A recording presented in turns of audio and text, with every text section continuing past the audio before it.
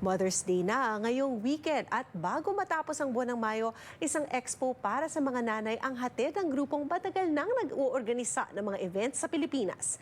Ano nga ba ang aasahan sa unang Expo Mom sa Toronto? Ang report mula kay Rhea Santos. It's always been a dream to really reach moms everywhere. Ngayong Mayo, magaganap ang kauna-unahang Expo Mom sa Canada. Ayon sa founder na si Janice Villanueva, ito na ang katuparan ng pangarap niyang madala ito sa labas ng Pilipinas.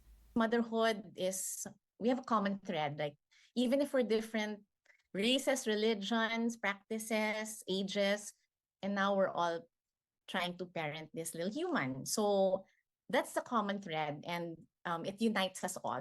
So I've always advocated for learning and connection among mothers. And I also advocate for being the link between products and services. Hatid ng grupong Mommy Mundo na nagsimula sa Pilipinas at higit 2 dekada nang nag-oorganisa ng mga event, magaganap ang Expo Mom sa Toronto sa May 30. We have room for 25 vendors.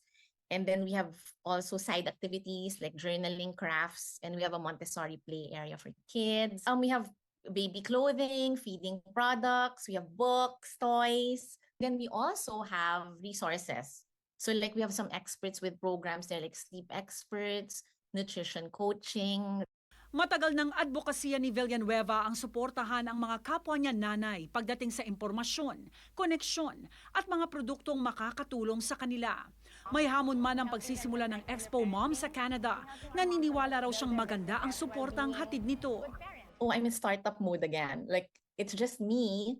Well, of course, my family has always been helpful. Like, we're an events family.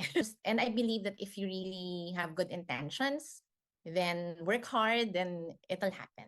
There's still a need here of an event wherein the links between moms to moms, moms and families, mompreneurs and together, and also businesses.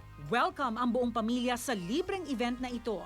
At para sa mga nanay na miss ng pumarty. So we're kicking off Expo Mom with a daytime disco. We advocate morning clubbing because nga bawal na magpuyat. Rhea Santos, Omni News, Vancouver.